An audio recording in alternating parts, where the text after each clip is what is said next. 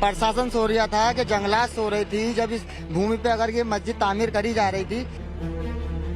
देखिए, इस समय में रामनगर के पूछड़ी इलाका, ये एक जगह है जो वन विभाग की जगह थी और मैं उसी जगह पर हूँ। इस समय में पहले थोड़ा सा मैं आपको बता दूं, 52 ऐसे मकान थे जिन्हें पूरी तरह से क्षतिग्रस्त कर दिया गया, पूरी तरह नेस्तनाबूद कर दिया गया।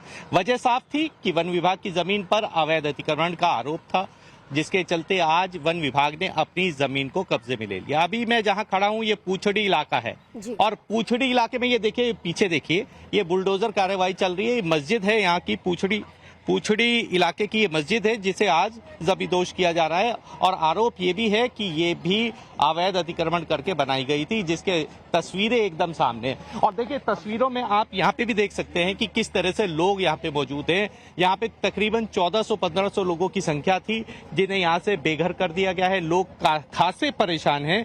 लोगों का कहना यही है, आरोप यही है कि अभी तक जैसे कि आरोप लगाए जा रहे हैं कि जब पहला निर्माण शुरू किया गया था तो उनसे किसी ने कभी आकर नहीं रोका और आज अचानक से जब घर बन जाते हैं तो यहाँ पर तोड़फोड़ की कार्रवाई शुरू हो जाती है। देखिए, राज्य सरकार ने सीधे रूप से कहा है, उनकी नाराजगी दिख रही है। अभिषेक, जरा इनसे बात करिए, ये कब से रह रहे थे और अब इस बुलडोजर एक्शन से इनमें क्या कितनी नाराजगी है, जरा पूछिए इन लोगों से। मैं आपसे जानना चाहूंगा, कब से रह रहे थे, क्या आरोप है आपका? सर, हम समथिंग यहाँ से कम 25 वर्षों से यहाँ पे हम रह रहे हैं। ठीक है नहीं, पहले हमारी जो मस्जिद थी, पहले हमने एक 3 सेट बना हुआ था छोटा सारा।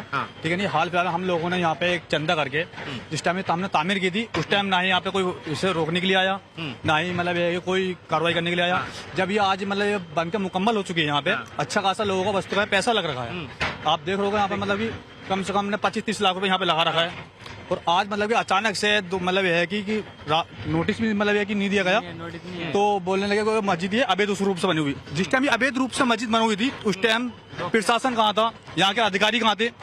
ये आरोप सीधा है कि प्रशासन कहाँ था जब ये निर्माण कार्य चल रहा था। यहाँ पे इस समय बुलडोजर की कार्रवाई हो रही है, 1400 लोग इसमें प्रभावित होंगे। 52 मकानों को क्षतिग्रस्त किया गया है, पूरी तरह से नेस्तनाबूद कर दिया है और लगातार देखिए प्रशासन का जो पीला पंजा है वो लगातार तोड़फोड़ की कार्रवाई चल रहा है।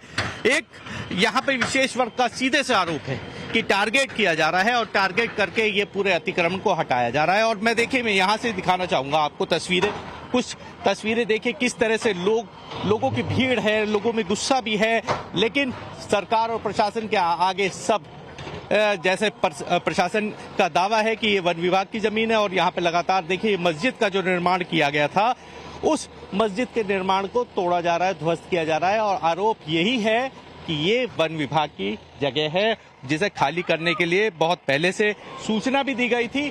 सूचना देने के बाद ये रुके नहीं, उसके बावजूद आज इस पर कार्रवाई की जा रही है। सीधे रूप से